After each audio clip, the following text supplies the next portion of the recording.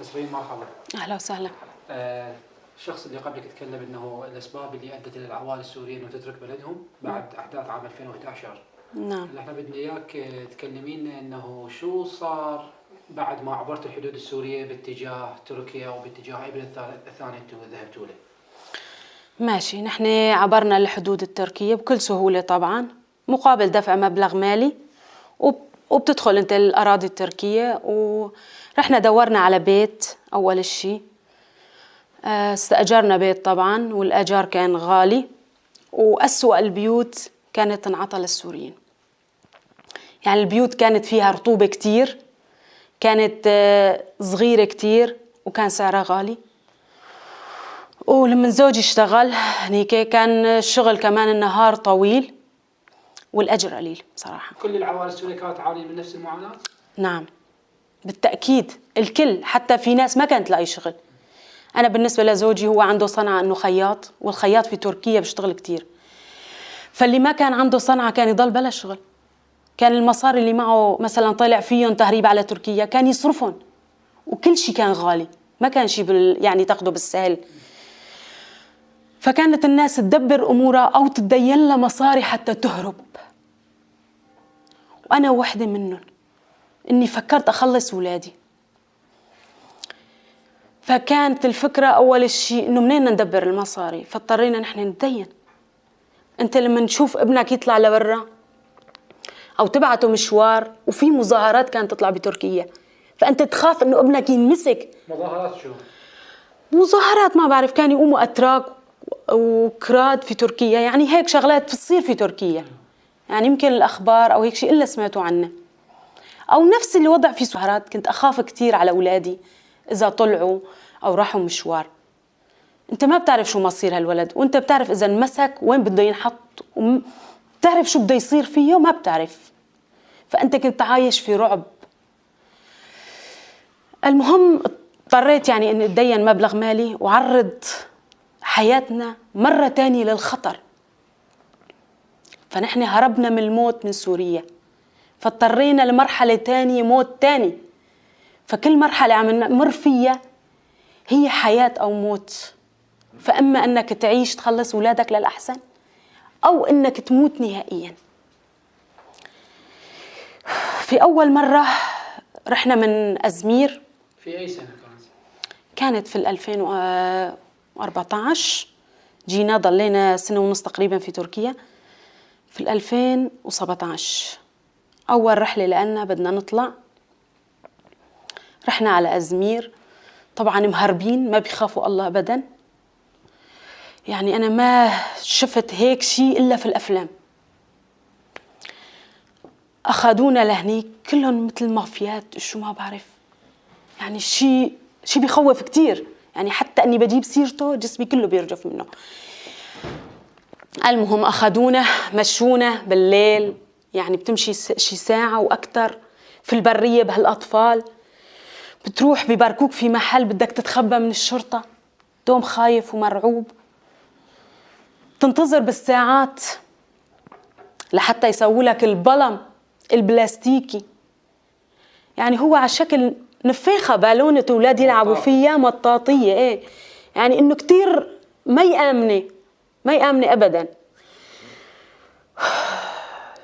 يسووه يحطوه في المي ويقولوا للناس اطلعوا. ففي ناس تخاف تقول ما بدنا نطلع، قالوا لهم غصبا عنكم تطلعوا، طلع إجبارية مو بكيفك. فأنت وصلت لمرحلة خلص ما بقيت لا ترجع لورا، إجباري بدك تقدم لقدام. بيدخلوا البلم مو شخص ولا 2 ولا 3، يمكن البالغين 40، عدد الأطفال يمكن 20 30. فأنت بتضل بيرك على أجر وحدة بهالعدد. واللي بيسوق البلم بيكون شخص من الأشخاص اللي عم بيسافر معك، فبيكون ما عنده خبرة أساساً في السواقة، فبيحطوا أياً كان أي شخص كان بيسوق بيخليه يسوق. مشي المهم البلم فينا، واحد كان مغربي مشي شي 200 متر لجوات المي، وقف الموتور ما حدا بيعرف يشغله. ضلينا في وسط المي، والبلم انبعج، يعني الثقب صار فيه وانبعج البلم، صار تدخل المي شوي شوي. ندق الشرطة التركية تبع البحرية، لا بدنا ندق للشرطة التركية البحرية. المهرب عم يحكي على التليفون، فيقول إذا دقوا بهالدقيقة بدنا نقتلكم كلياتكم في المي. تعا خلصنا، يقول ما بخلصكم أنا، ما لي علاقة فيكم. ندق للخفر اليوناني، يقول اليونان لسه أنتم ما دخلتوا المياه الإقليمية مشان نساعدكم، فأنتم رح تضلوا بالنص هيك. ضلينا معلقين هيك لساعات، فتعبى البلم لنص ثيابنا كله مي نحن والأولاد. لا عم نقدر نقدم ولا عم نقدر نرجع، وكل من حاولوا يشغلوا هالموتور ما يشتغل فينا. ففي الأخير ما ضل غير طريقة إنه في واحد بيعرف يسبح، واحد اثنين يا ربي، اثنين، ابن عمه لزوجي وواحد غريب، كل واحد مسك طرف من البلم وصار يسبحوا. وأنا شجعت النسوان إنه في إيديهم يجزفوا، حتى مجازيف للنجاة بالأخير ما في. حاولنا نجزف، يعني طول معنا ساعتين، لكن الحمد لله إنه وصلنا للشط وتيسرت، ركبنا البلم. فعلا كان عدد الأشخاص قليلة، وهذا المهرب ما كذب، كان ابن حلال، إنه ما حمل كتير لأولاد ولا شيء، يعني يمكن كنا 12 شخص وعدد الأولاد كتير قليل كان. ركبنا ووصلنا للحدود اليونانية على جزيرة صغيرة. كانت المسافة يعني مشي ببطء شديد، يعني مسافة نص ساعة، يعني هي لو يمشي بسرعة ربع ساعة، يعني ما طولت المسافة. ما تعذبنا مثل الثاني، بس أما كان خوف كتير كبير إنه وسط البحر وليل، يعني تطلع هيك دور مدراتك كله عتم كله سواد، ما بتشوف شي، بتخاف، بتحس إنه الموت قريب منك كتير، إنه بجوز تموت بأي دقيقة. في هديك اللحظة يعني يمكن تذكرت كل شي، شو صار فينا بسوريا، وليش تبهدلنا هالبهدلة، وليش لنجي نقطع البحر نعرض أولادنا لخطر الموت، مشان شو كل هاد؟ بس مشان إنه نعيش أولادنا يعني مثل الناس، إنه ما يكونوا يضلوا في هاي الحرب ويشوفوا هالشغلات البشعة، إنه يعيشوا حياة كريمة، يكملوا دراستهم. أنا في عندي بنت ما سافرت المدرسة أبداً، فنحن نتمنى لهم حياة أحسن. بس شو صار معكم في اليونان؟ اليونان دولة كتير كويسة ومحبة للاجئين، والشعب اليوناني يمكن أحسن شعب أنا بشوفه كمان، يعني استقبلنا برحابة صدر أكتر من التراك. أول شيء رحنا على الحدود المقدونية، فنحن منسجل دور، ننتظر دورنا مشان نعبر الحدود،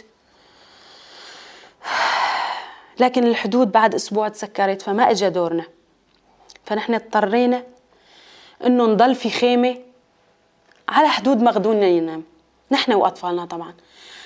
يعني الدولة اليونانية مشكورة، يعني وزعت البطانيات، اللوازم، فكانت تعطي لبس، كانت تعطي أكل. يعني يمكن على حدود مقدونيا كان في أكثر من 3-4 مطاعم طعم الشعب. كان الشعب في على حدود مقدونيا لعدد كبير كتير كتير، يعني أنا ما بعرفش قد العدد، بس عدد كبير كتير.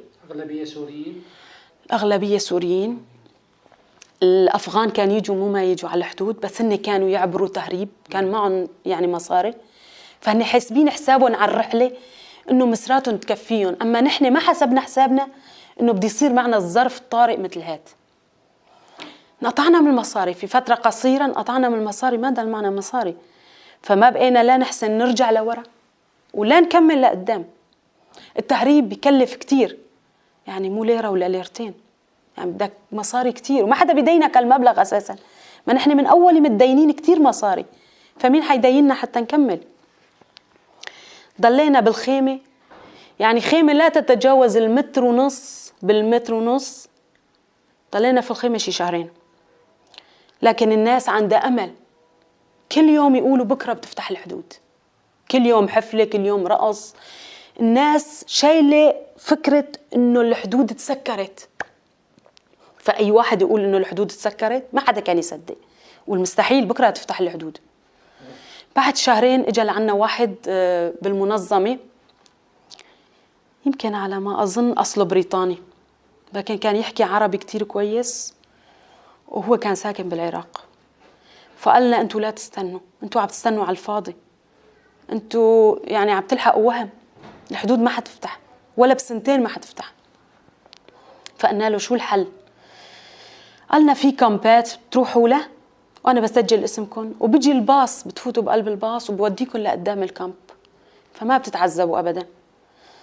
فيعني زوجي رأسا وافق، وخلال 3 أيام طلعنا من هنيك. المهم طلعنا من هنيك، رحنا على الكامب. الكامب كانوا غرف، لا مو غرف، أول شيء كاننا في خيم، كان مثل مصنع كبير وفيها خيم صغيرة. الخيم طبعا مجهزة بكل المستلزمات اللي بتلزمك، كان في حمامات وفي مي وفي كل شيء، وما يقصروا معنا بولا شيء، من ناحية الحليب للأطفال، من ناحية الحفاضات للأولاد الصغار، من ناحية يعني شو ما قالك كل شيء كان موجود وموفر. فنحن بعد هيك في صديق له عراقي، صديق زوجي، هو انتقل على غير مكان. هداك كان مثل أوتيل، هو غرف، فالغرف أفضل من الخيم. والخيم بهذا المصنع كان بدها تجي شي 1500 عائلة تسكن فيه، وإنه يحددوا لنا شو الإجراءات اللي راح يتبعوها لتوزيعنا طبعا للبلدان الأوروبية. رحنا حضرنا المقابلة، والأسئلة كانت أسئلة سهلة وعادية طبعا. وبعدها بفترة استنينا كم شهر، طبعا 5-6 أشهر، في ناس ب3 أشهر، في ناس أكتر أو أقل حسب الدولة اللي بدها إياهم. طبعا طلع فرزنا إيرلندا. يوم طلع فرزنا إيرلندا بصراحة يعني كنا طايرين من الفرحة، يعني ما صدقنا. نحن خفنا تطلع لنا شي دولة فقيرة وإنه ما نقدر نعيش فيها، إذا الدولة كتير فقيرة فكنا ما حنروح لها بصراحة، كنا بدنا نرجع على تركيا يعني إجباري. فطرنا من الفرحة نحن وأولادنا، لأنه هاي الدولة ما فيها عنصرية أولاً، ودولة لغتها إنجليزية، وثالث شيء شعبه يعني شعب طيب كتير. وفعلاً هذا اللي صار معنا. كيف تشعرون اليوم بإيرلندا؟ نحن في فرحة عارمة، يمكن هذا وطننا الثاني، وأنا كتير فرحانة في بيتي ووسط أولادي، وأحس إنه الشعب الإيرلندي هو أخ وأم وأب بالنسبة لنا. كيف تعاملوا معاكم الحكومة والشعب الإيرلندي؟ نشكر الحكومة الإيرلندية على استقبالها لنا. الحكومة استقبلتنا بشكل ممتاز من المطار، وحتى لما وصلتنا للأوتيلات، وحتى لما حطونا في بيوت، فكانوا بالنسبة لنا أهل. الحكومة الإيرلندية فعلا حكومة عظيمة، لأنه استقبلت لاجئين وخلصتهم من الموت ورسمت بسمة على وجه الأطفال. أنا بشكر الحكومة الإيرلندية وبشكر الشعب الإيرلندي بشكل خاص. شكرا جزيلا. عفوا، شكرا لك.